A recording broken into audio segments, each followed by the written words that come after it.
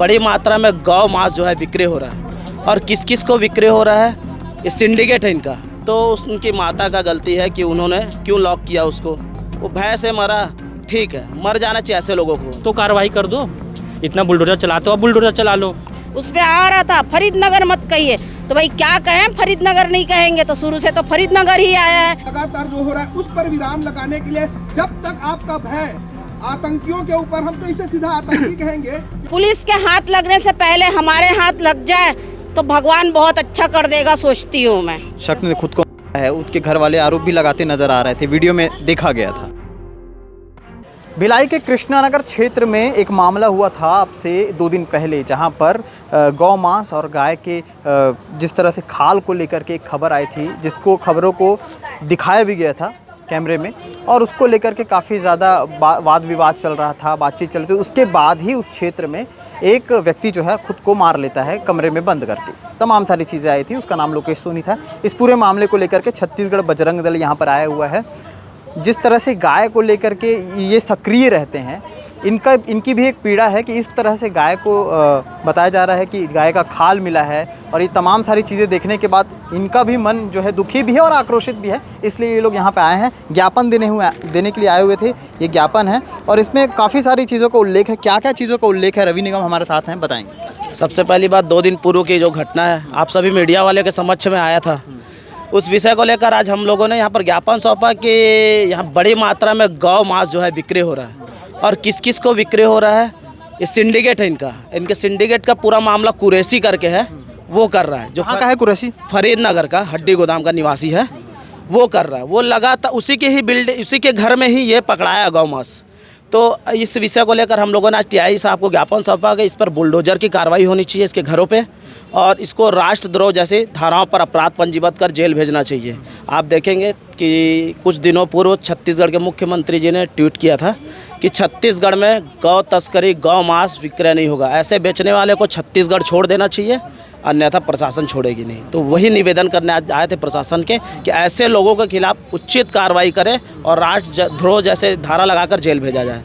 इस मामले में बजरंग दल पे आरोप भी लग रहा था कुछ दिन पहले, जिस शख्स ने खुद को है, उसके घर वाले आरोप भी लगाते नजर आ रहे थे, वीडियो में देखा गया था। वो तो आप लोग देखे होंगे कि आप लोग के समक्ष में था, मीडिया भी वहाँ थी, हमारे कुछ हिंदू भाई बजरंगी भी वहाँ पे थे उपस्थित। आपको लगता है क्या, वो तो भय से उसकी माता ने खुद बाइट दिया कि मैं अपने बेटे को अंदर की हूँ और लॉक कर दी बाहर से। तो उनकी माता का गलती है कि उन्होंने क्यों लॉक किया उसको। वो भय से मरा, ठीक है, मर जाना चाहिए ऐसे लोगों को।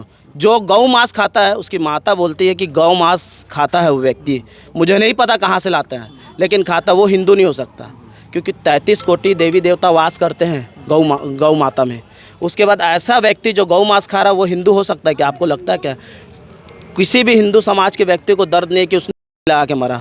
जो गौ मांस खाता है वो हिंदू नहीं है, वो हमारे लिए राष्ट्रद्रोह है, राजद्रोह है। ऐसे लोगों के खिलाफ राष्ट्रद्रोह और राजद्रोह जैसी धाराओं पे अपराध पंजीबद्ध होनी चाहिए। कुछ लोग ये भी बोल रहे हैं कि गाय तो जो मरी गाय रहती है उसको ला करके वहाँ पर काटा जाता है, ऐसा भी बोल रहे हैं। मैंने बताया, जैसे अभी टीआई साहब के साथ बैठा तो उन्होंने मेरे को बताया कि खटाल में जो गाय मर जाती है, एक हिसाब से मैं आपको बता रहा हूँ, गाय जब आप पालते हैं तो वो आपके घर का सदस्य हो जाता है, क्योंकि आप दूध देता है।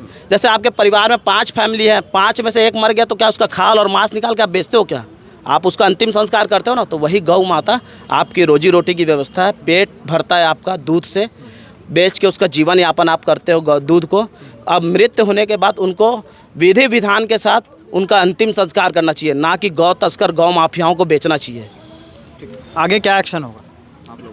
आगे एक्शन इस तरह की चीज़ें चलती रही तो ये कार्रवाई नहीं हुई। आज तो हम लोग ज्ञापन देने आए थे और थाना प्रभारी साहब का अच्छा रिस्पांस था। अगर यूपी मॉडल लागू होगा तो यहाँ पर ये गौ तस्करी रुकेगी। कि तो अभी आप देखा होगा, हाल ही में लगातार रायपुर में, जगह कुम्हारी में लगातार श्रृंखला बन गई है गौ वंश पर अत्याचार होने की, और ये तो बड़ी घटना है। हिंदू भावनाएं आहत है। सभी हिंदू संगठनों से भी निवेदन है कि हमारे साथ आएँ और सड़क का आंदोलन होने की तैयारी में। अगर ये कार्रवाई समुचित नहीं हुई तो छत्तीसगढ़ बजरंग दल के नेतृत्व में सड़क पर कार्रवाई करेंगे, सड़क पर उतरेंगे, उग्र प्रदर्शन करेंगे। अभी तो कलेक्टर का घेराव बचा है। अभी हम थाना प्रभारी ज्ञापन देने आए थे, उन्होंने ज्ञापन लिया और कार्रवाई करने की, बुलडोजर की कार्रवाई की मांग की है। हम कम से कम वो हो जाए, तब यहाँ पर गौ तस्करी, गौ मांस पर रुक जाएगी। हमारी भावनाएं बहुत आती है और पूरे बजरंग दल के कार्यकर्ता आक्रोशित हैं। जब ये जानकारी हुई आप लोगों को, हाँ, उसके बाद फिर आप लोगों ने जो पेपर में ज्ञापन बनाया है, क्या लग रहा है ज्ञापन से कोई चीज़ें सुधार होंगी?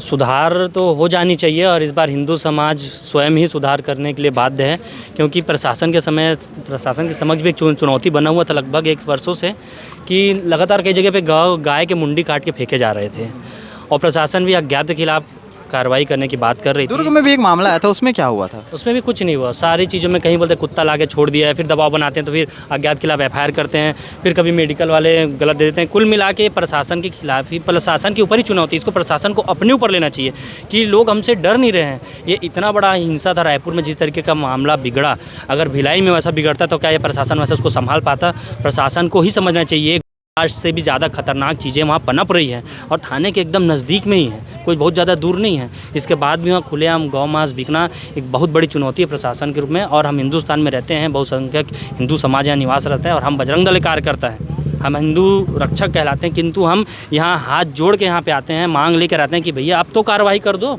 इतना बुलडोजर चलाते हो अब बुलडोजर चला लो। और उस व्यक्ति को जो फांसी लगा के आत्महत्या की है, कहीं वो उस पर दबाव तो नहीं बनाया गया था उसके परिवार से कि ये मामला सिंडिकेट आगे खुल ना जाए?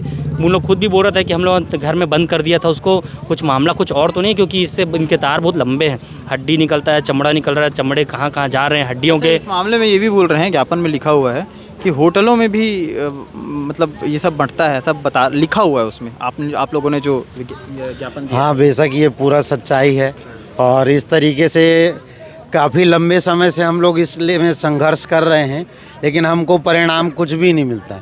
केवल और केवल परिणाम के नाम पे लीपापोती, कहीं की घटना देखने को आ रही है और कहीं दुनिया भर की देखने को घटना आ रही है। केवल ज्ञापन सौंपते हैं, कार्रवाई कुछ भी नहीं हो पाती। 2 दिन पहले जो मामला हुआ था उसमें जिस तरह से गौ तस्करी का आरोप भी लगाया जा रहा है, ये भी बोला जा रहा है कि जिस तरह से वहाँ पर काटा जा रहा था, ऐसा बताया जा रहा है। इसमें मतलब सामने से भी एक बयान आया है कि वो बाहर जो गाय मरी रहती है उसको ला करके वहाँ पर काटते हैं। इस सब में आप लोग को क्या कहना है? देखिए, बाहर में जो गाय मरी रहती है, जिंदा गाय को उन लोग मारते हैं, फिर कई बोल देते हैं उसका गौ मांस का तस्करी करते हैं। तो हमारे भारत देश में गौ माता है, वो हमारी 33 कोटि देवी का वास होता है, देवी देवता का, तो हमारे लिए तो माता है, वो पूरे देश के लिए माता है। वो उसका अगर तस्करी करके उसको बेचेंगे तो उनके लिए तो कार्रवाई का मांग हिंदू संगठन करेगा ही करेगा और कड़ी से कड़ी कार्रवाई का मांग करेंगे हम लोग। और जिस तरीके से अभी 2 दिन से मैं फेसबुक पे देख रही हूँ कि कुछ लोग हैं कि फरीदनगर से पकड़ाया है, मत बोलिए। तो भाई फरीदनगर से पकड़ाया है तो फरीदनगर ही कहेंगे ना, उसको आप लोग हर रोज़ गली मोहल्ले का नाम बदल देंगे तो हम लोग गली मोहल्ले का नाम आप लोगों से पूछने नहीं आएंगे।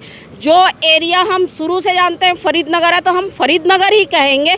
आप लोग उसको मकान नंबर बताइए, गली नंबर बताइए, वो आप लोगों की जवाबदारी है।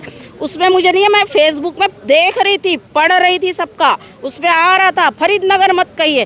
तो भाई क्या कहें, फरीदनगर नहीं कहेंगे तो शुरू से तो फरीदनगर ही आया है। आज भी नगर निगम में जाके देखिए, पहले पूरा एरिया फरीदनगर कहलाता था। या तो हम लोग बाइट देने से पहले आप लोगों से पूछने आएंगे, हम लोगों को मकान नंबर और गली नंबर क्या बताना है बता दीजिए आप लोग करके।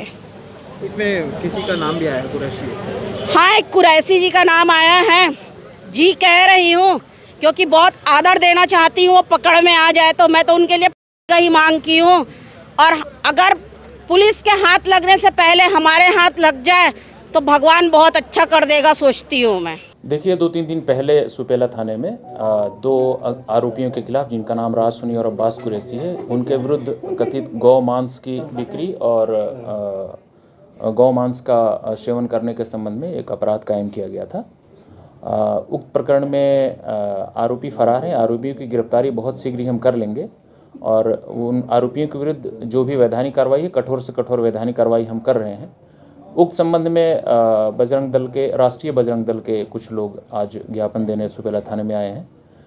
उनको हमने आश्वस्त किया है और बता दिया है कि जो भी इसमें कठोर से कठोर वैधानिक कार्रवाई होगी वो हम करेंगे। तो ये जिस तरह से बताया गया उस मामले को लेकर के लगातार जो है लोगों के कमेंट्स भी आ रहे थे। लगातार यहाँ पर जो आज थाने में आए हुए थे, सुपेला थाने में, छत्तीसगढ़ बजरंग दल के कार्यकर्ता, और इनकी जो भी चीज़ें थी, जो भी ज्ञापन में चीज़ें थी, उन्होंने इस माइक के ज़रिए, इस कैमरे के सामने रखी हैं और मैं एक चीज़ आपको बता दूं कि हमारा काम खबरों को पहुंचाना है, जो सटीकता से खबरें रहती हैं उसको जाकर के ग्राउंड से हम लोग उठाते हैं। उस दिन भी जो मामला हुआ, उस दिन भी जब हम ग्राउंड पे गए थे, जो चीज़ देखा हमने वो चीज़ दिखाया।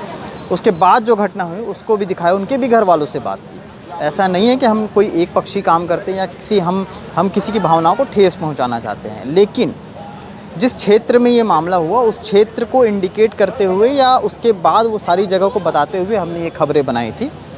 इसमें हमारा कोई ऐसा वो नहीं रहता कि हम आपको किसी भी तरह से दुखी करें, तो इसीलिए खबरों को बनाना हमारा काम है। इसलिए ग्राउंड पर जाकर के हम खबरें बनाते हैं, दिखाते हैं, सुनाते हैं और जो कुछ सच रहेगा उसे इसी तरह दिखाते रहेंगे। शुक्रिया।